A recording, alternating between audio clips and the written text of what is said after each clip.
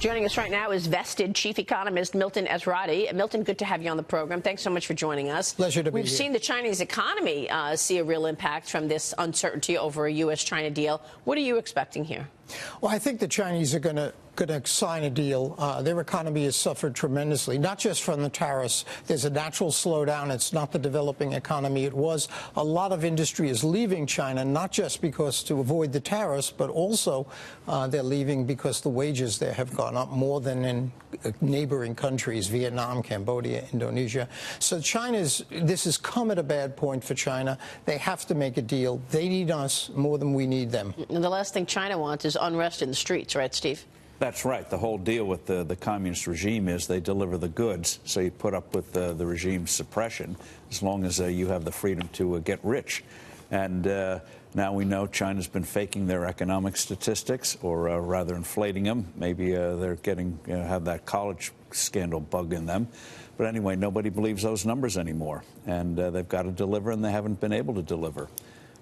Yeah, I think it's noteworthy in this respect on China. If you go back to 2008, the recession of 2008, right. The whole globe was in recession. The Chinese don't have much of a social safety net. They laid people off, and literally there were party members hanging from lampposts. But it's amazing how China does the GDP. They would have the goal. This is the goal for the GDP. And they tell local governments, when governments spend, the crazy way we do GDP is if government spends, that counts as plus on GDP. So they tell these local governments, spend to make sure we reach that 8% target, 9% target, whatever it was. So it was really, since 2008 especially, a false boom. It's not from free market forces at work. It's directed from the top. That's why you have this massive borrowing in China to try to inflate those GDP numbers. That's fascinating. What about the U.S.? How do you see the economy here? I think the U.S. economy is slowing now, but I don't think it's going to be a lasting thing. I actually think it'll pick up in the second half of the year. And the consumer spent a little ahead of income growth last year. He and she are pulling in their horn. That's the first quarter this year, maybe into the spring. Capital spending, which had done very well in 17-18, slowed in the last part of last year. It's beginning to pick up already. Housing seems to have stabilized. It was off. So I think we'll see stronger growth in the second half of the year. But it depends on a China deal. Yes, it depends on the China deal.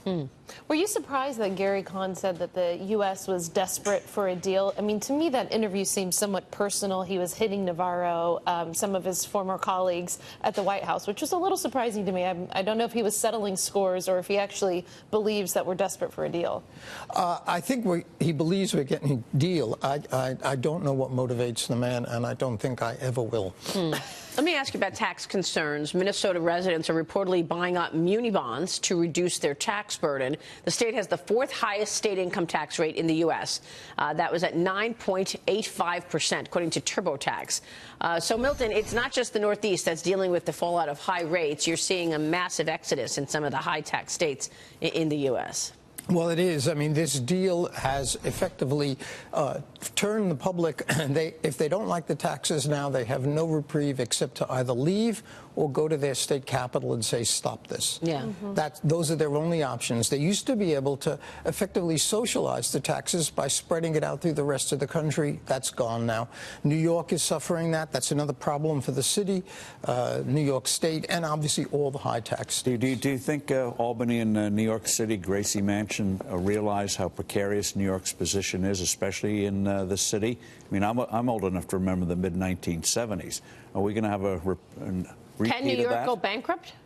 Yeah, can New York go bankrupt? Is that what you're suggesting? That's what I'm asking. That's right. The state arranged a bill pay loan for the city, effectively, and cut the credit cards in half. Wow. And it could happen again. I don't think it's going to happen if and until we have a recession.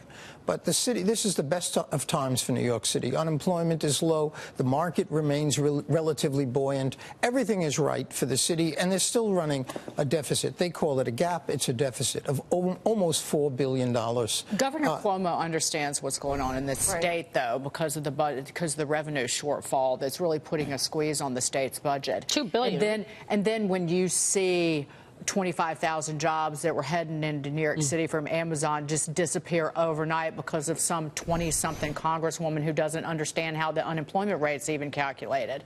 That sends shivers through the spines of politicians, whether they're right or left. Well, I think Cuomo knows, and I think he realizes his back's against the wall. I can't answer for de Blasio. What is he going to do? I mean, what is Governor Cuomo going to do? Well, if his back is up against the wall and you've got all of this, uncertainty and concern over taxes, will he actually lower taxes? Oh, I don't think he's going to lower taxes. I think his first move is to try to cut spending. Well, and do more deals with technology companies. Google is a huge employer in New York City and growing. They're just not going to publicize any kind of deals that they make with these corporations. They're going to say, keep it on the QT. Well, you're right, yeah. Keep it on the QT. We're not going to make some big marketing splash with it. Otherwise, who will be tweeting about it, tweeting idiocy, which I know we're going to talk about with Karl Rove. Yeah, again, Karl Rove's out with a good op-ed on the this. New Deal was racist. That was her latest thing down at South by Southwest. So. Yeah. I will talk about that. Milton, thank you so much. Good to have you on the program this morning. Milton Ezrati there.